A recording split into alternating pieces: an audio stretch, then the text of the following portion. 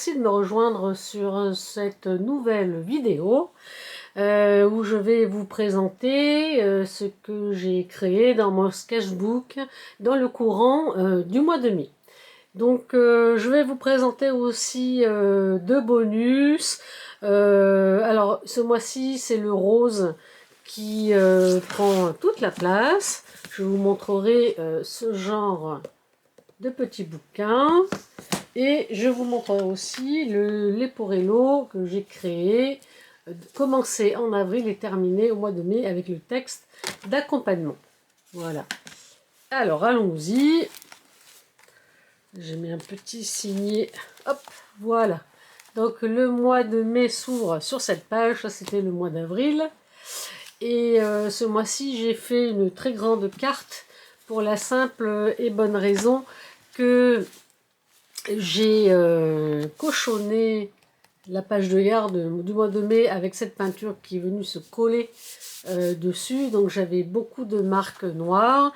Donc du coup j'ai choisi un format assez grand. Et puis bien on m'en a pris parce que finalement ça a donné quelque chose de très doux qui a été travaillé en à peu près 1 heure et demie avec un fond. Un peu de pochoir et puis un modèle que j'avais dans mes calques que je suis venue retravailler avec du Posca pour la transparence, pour l'effet de vase transparent. Et puis alors là je vous cache pas que j'ai juxtaposé plusieurs couleurs parce que j'étais pas très fan de la couleur de ces feuilles. Et puis finalement ça marche bien. Il y a de l'empreinte, il y a évidemment de la couleur fluo. Vous allez voir que j'en use beaucoup ces temps-ci. Et puis des splits de dorure. Alors ici on passe du rose tendre à du bleu et du bleu vert pour la simple raison que j'ai commencé à coller une page de livre après un papier imprimé. J'ai délimité un cadre et puis c'est resté comme ça jusqu'à la fin du mois de mai. Et à un moment donné, quand j'ai feuilleté mes pages, je me suis aperçue que j'avais rien travaillé. Et alors, est-ce que je me suis fait une overdose de rose? Mais là, je me suis venue travailler les bleus et les jaunes au néocolore de Caran d'Ache. Et j'ai quand même fait du végétal. Alors, je commençais par du végétal. La deuxième page a suivi, même si elle a été travaillée vraiment en dernier, en fin de mois. Et du coup, ça nous a donné du bleu. Voilà, du bleu avec un peu de fuchsia. Ensuite, ici, vous avez à nouveau des petits cadres, 6 petits cadres qui sont construits à partir d'un modèle, d'un carré déjà prédécoupé, dont je délimite le contour au crayon gris. La nouveauté du mois de mai, c'est que j'ai travaillé mes abstraits en travaillant au niveau du fond, en collant du papier de soie transparent et en le plissant. Donc là, je vais vous montrer une carte. C'est un fond qui n'a pas encore été retravaillé. Vous voyez, d'ailleurs, là, j'ai un petit bout là qui se détache un peu. Je pense que je vais l'enlever. Voilà. Vous voyez, c'est collé à la colle blanche. Le genre de colle qui colle absolument tout. J'en reparlerai tout à l'heure. Voilà, donc ça, c'est un fond. Et là, j'ai travaillé des fonds, j'ai mis des morceaux de papier, et puis ça n'allait pas comme je voulais, parce que ça, c'est déjà petit, mais alors là, c'est carrément l'équivalent d'un timbre-poste. Hein. Ça donnait rien, j'ai juxtaposé de la peinture, ça donnait toujours rien. On voyait plus le papier, donc j'ai remis de la couleur, j'ai tamponné. Et puis à un moment, je me suis dit, bon, ben, c'est bon, quoi, on arrête les frais, ça restera comme ça. Et ici, donc j'ai fait toute une série de cartes comme celle-ci, à partir de celle-là d'ailleurs. Et je suis venue donc coller celle-ci en face de ça, parce que je trouvais que ça répondait, au niveau des couleurs en tout cas, répondait bien, hormis le bleu, bleu menthe qu'on ne trouve pas ici. Aussi, j'ai travaillé le papier en le collant. Alors c'est un papier à rayures gris beige. J'ai trouvé intéressant de le froisser de manière à ce qu'il y ait comme un mouvement comme ça et que ça s'inscrive dans ce creux ici délimité au bleu de Prusse. Ici vous avez des traces de tampons. Donc je me suis amusée, j'ai gardé le beau champ de champagne de mon anniversaire. Voilà, il y a des traces dorées dessus. J'ai tamponné et j'aime bien parce que ça vous laisse des empreintes dans la... Je ne sais pas si on voit bien la caméra. Ça vous laisse des empreintes sur le papier, des espèces de rugosités. Vous voyez, là, il y a on voit bien le papier qui a été froissé et collé tel quel à la colle blanche. Voilà, on laisse... Je le mets là. Que dire de plus là-dessus? Ben, évidemment, comme je vous l'ai dit précédemment, ce mois-ci, j'ai essentiellement travaillé le rose. Donc vous allez souvent retrouver du rose fluo, des vieux roses, des roses pastels. Mais pas que, puisqu'ici, il y a du rouge orangé assez transparent qui s'est invité en sous-couche. On peut retrouver des pointes de jaune. Alors je pense qu'au mois de juin, je travaillerai plus sur la couleur jaune. C'est un peu, encore un peu brut, j'aurais pu retravailler ces zones-là, mais vous connaissez, il arrive un moment, il faut que je me fasse violence pour m'arrêter, parce que sinon je mets 3 jours à travailler sur la même page. Et puis une page de sketchbook, c'est pas une toile, la toile on peut revenir 250 fois dessus, c'est pas un problème, alors que le papier à un moment il va finir par souffrir. Déjà que celui-là il est bien avec la colle. Alors, je colle tout à la colle blanche, hein, évidemment. La colle blanche a cette particularité que vous pouvez absolument tout coller avec, si ce n'est que quand vous collez une carte sur du papier, il faut mettre du poids dessus, sinon vous avez ça sèche, alors que tout rebique dans tous les coins. Par contre, quand c'est collé, c'est bien collé, hein, c'est du carton plus, quoi. Voilà la série de cartes que je vous ai présenté d'ailleurs dans ma deuxième capsule concernant les fonds, c'est-à-dire la deuxième capsule concernée surtout comment retravailler des fonds déjà assez chargés. Donc c'est cette série-là, il y en avait 12. Sur la capsule que je vous remettrai en lien, vous voyez ma façon en accéléré de travailler là-dessus. Je vous en reparlerai... Donc je vais vous en parler maintenant. Parce que en fait, c'est une chose de retravailler à partir... Alors ce genre de fond-là, c'est un fond qui est très simple. Il n'y a pas grand-chose dessus. Et là, on peut vraiment faire travailler son imagination, rajouter des couches sur couches. Bon. Ici, il y a des zones qu'on a envie de garder, comme ces chiffres. On peut aller retravailler un peu, ou en faire disparaître un peu. Enfin, il y a encore beaucoup de travail, ou enlever enfin, recouvrir en tout cas cette zone-là. Ici, il y a pas mal de zones à retravailler. Alors, on perd certaines choses, mais on peut en gagner d'autres. Donc ça, ce sont déjà des fonds. C'est pour ça que je les ai gardés. Ils sont déjà assez travaillés, mais on peut encore travailler par-dessus. Comme ici. Alors lui, ça fait au moins 2 fois que je le reprends. Donc là, vous avez des marques, par exemple. Ça, autant, je vais tout recouvrir à nouveau avec du blanc ou une seule couleur et recommencer.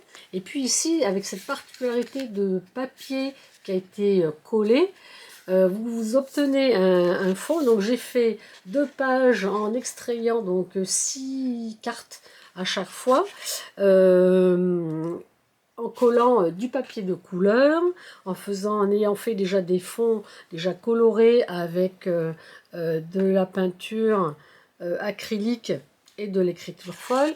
Et puis finalement, comme je dis dans la capsule, on pourrait le laisser comme ça. Sauf que moi, bah, vous me connaissez, j'ai qu'une envie, moi c'est de me remettre le couvert, de venir retravailler. Par exemple, pour moi c'est une zone ici qui est un peu trop, qui peut être intéressante, mais qui est un peu trop brouillonne. Il y a un problème de lecture là-dedans, donc déjà que le format est petit, mais en plus le cerveau se perd là-dedans, ça demande une espèce d'éclaircissement. Donc vous voyez, ce sont des fonds qui sont assez chargés. Et la bonne surprise, finalement, c'est que quand vous travaillez là-dessus, il suffit de quelques coups de pinceau, quelques coups de spatule, quelques splits de couleurs et ça fonctionne. Vous n'avez pas besoin de travailler. Le travail est déjà quasiment terminé. Voilà. J'ai découvert avec plaisir ce mois-ci que j'aime beaucoup en fait ces textures et puis c'est le plaisir d'aller toucher des zones qui sont plus rugueuses, d'autres qui sont plus douces. Il y a de grands aplats, il y a de grandes zones où en fait il n'y a pas du tout de rugosité et c'est très doux. Bon là j'ai mis un peu de craie pour pas que ça colle à l'autre page, donc c'est encore plus doux que dans les autres endroits. Mais je vous le concède, c'est assez chargé, mais ça parle d'un état d'esprit en fait et d'une énergie du moment. Donc c'est mon énergie au mois de mai, elle est comme ça. Et là, comme vous pouvez le voir, bah, le papier est défoncé. Merci la colle blanche. Alors ça colle bien, mais ça vous défonce tout, hein. Heureusement que ce papier qui fait plus de 200 grammes tient bien le choc. Ici, c'est... Alors, je suis un peu partagée. Il y a deux choses l'une, ou ça fait cuculapraline, ou c'est une mignonnerie. C'est une espèce d'art journal un peu trafiqué. Ce qui s'est passé, en fait, c'est que j'ai créé des fonds. Alors, j'ai fait 3 fonds qui ont la même valeur, on va dire, de couleur, le même travail.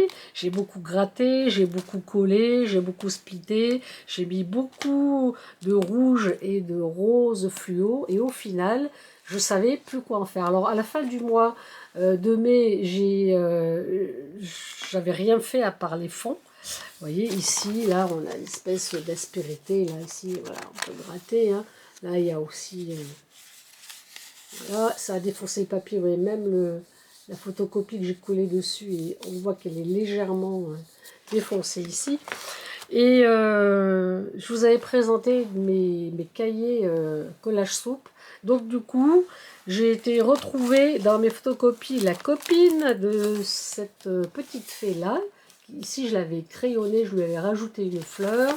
Et là, en fait, j'ai préféré la laisser nature, tellement je la trouve choupinou. Et je lui ai adjoint une petite copine avec 2 champignons. Donc j'ai recrayonné les champignons et les ailes, et puis je me suis arrêtée là. Mais évidemment, j'aurais pu mettre une phrase, mais ça ne m'est pas venu à l'esprit, je ne saurais pas quoi mettre. Quand je vais... parce que quand je vous montre mon sketchbook, après, moi, je remplis... d'annotation sur le travail qui a été réalisé, mes impressions, etc., mes sentiments par rapport à ce que j'ai fait. Donc, une fois que cette vidéo sera dans la boîte, on va dire, eh bien, je reviendrai pour mettre du texte ici, ou par là, on verra, ou des pensées, peut-être, on verra bien. La page suivante, alors c'est une de mes pages préférées, d'abord à cause de la mise en page, qui a été créée justement. J'avais une carte qui était aussi grande que ça, donc c'était assez compliqué de la mettre sur une seule page. Et puis j'aime bien moi faire des mises en page différentes. Donc ici vous avez 2 travails différents. Celle-là, je l'intitulerai Tournesol. Et au final, quand j'ai travaillé sur une autre carte, alors c'était une carte de ce style-là, j'avais fini par recouvrir totalement. Et comme j'ai travaillé avec ce fameux bouchon de champagne, en découpant des gabarits dans la carte en question, je me suis dit, bah, tiens, c'est marrant, à chaque fois, il y a au moins un rond. C'est rigolo parce que ça va raconter l'histoire du soleil qui se lève avec l'énergie qui gicle, le soleil au zénith, l'énergie qui redescend avec le soleil qui redescend justement à l'horizon, et puis ici qui est presque, qui disparaît quasiment, je vous montre un, avec la lune qui pointe le bout de son nez dans une espèce de pseudo-transparence. Voilà, de temps en temps, je raconte une histoire, je mettrai mes annotations de part et d'autre. Le rose est omniprésent, des roses pastels, des vieux roses, encore aussi du vieux rose, il y en a un petit peu, mais c'est surtout évidemment le rose fluo qui donne le ton. Ici, j'aurais pu couper cette zone-là, mais vous voyez quand même d'avoir un violet minéral qui est fondu, qui a été gratté par-dessus le rose, ça donne un contraste par rapport à cette zone qui est beaucoup plus éclairée. Voilà. Ici, j'ai créé une ligne comme s'il y avait une base. Voilà, donc Une fois que vous faites même une carte d'art abstrait, vous pouvez quand même donner une idée de figuratif dans ce que vous faites. Ici, j'ai été, vraiment c'était la carte la plus simple, donc j'ai été vers quelque chose de très simple. Alors, ce qu'elle a de particulier, je l'approche de la caméra exprès pour que vous voyez bien tout ce lot de nervures. Moi, ça me fait penser à une peau de lait sur du lait chaud, à du mycélium. Voilà, j'avais mis beaucoup de doré et en fait, au final, j'ai rajouté du blanc parce que je voulais quelque chose quand même de doux. Évidemment, on a beaucoup de rose, on a du rouge qui a été atténué, on n'a plus que des taches de rouge. Et on a encore un petit peu de noir dans le fond avec de l'écriture. Donc d'ailleurs, la carte est à l'envers puisque l'écriture est dans l'autre sens. Et je l'aime bien comme ça. Alors, il reste une toute petite touche de fluo ici, par là, par là. Et puis voilà, c'est pareil. Le toucher est vraiment... c'est pareil, j'adore cette espèce de porosité, de lignes.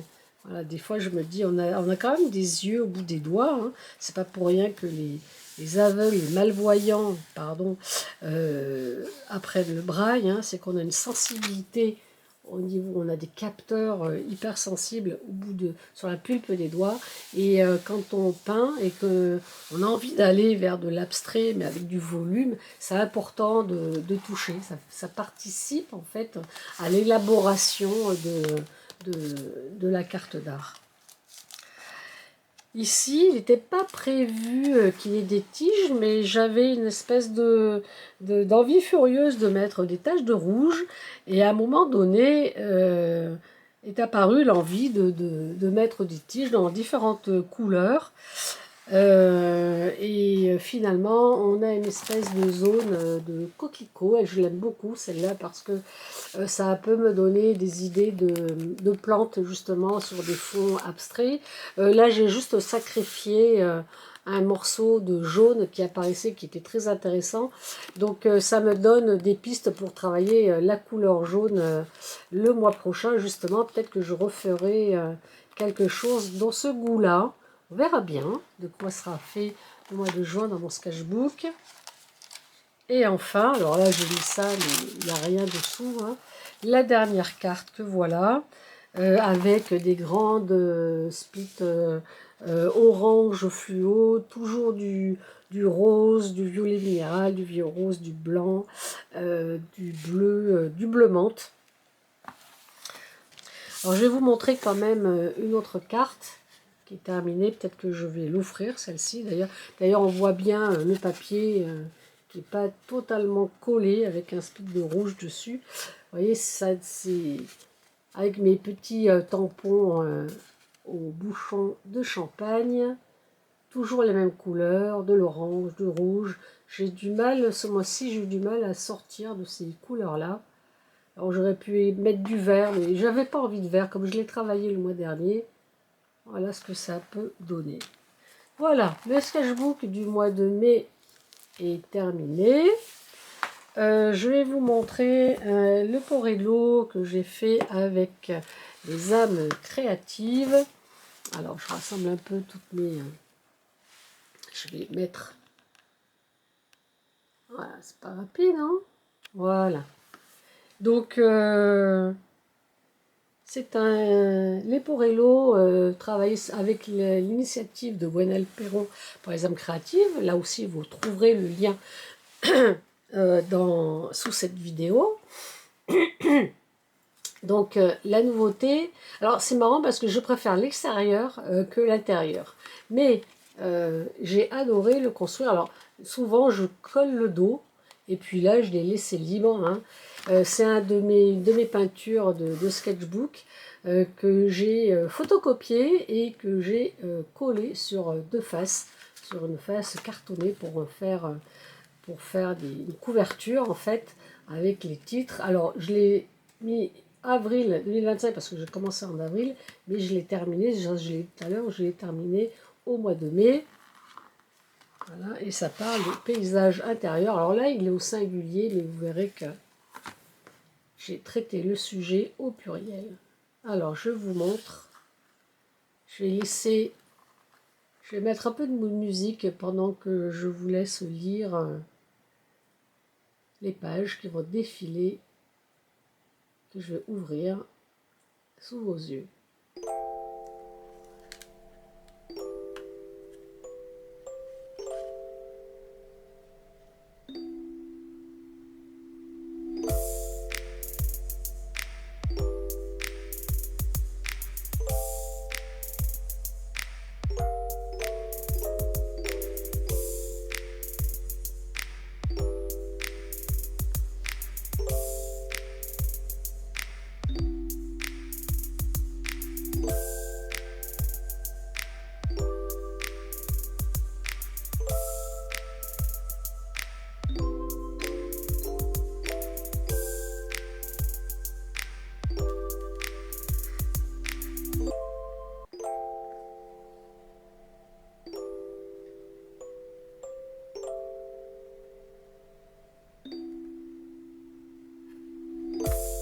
Voilà.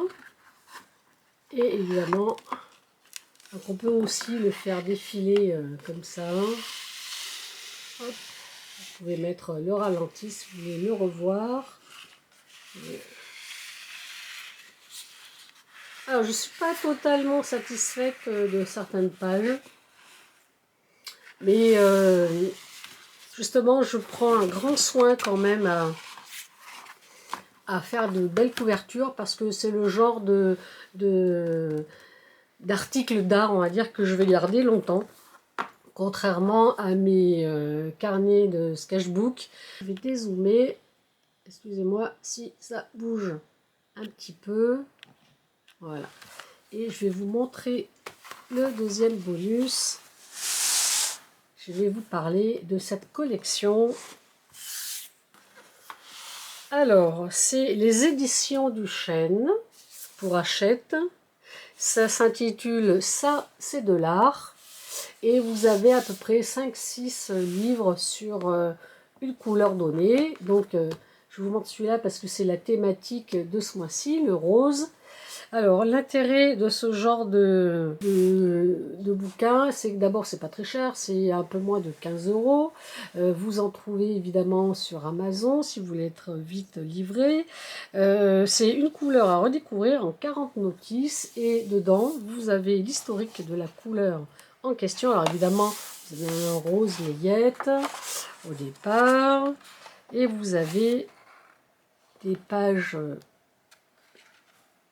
comme celle-ci. Voilà, l'histoire du rose dans l'art avec une temporalité de la couleur en question, avec les roses qui sont utilisées à chaque époque. Comme le rose shocking qui date de 1937, c'est assez récent. Voilà, vous avez la gamme chromatique. Ils sont toujours faits selon cette comment dire, ce process-là. Et puis après, vous avez les incontournables.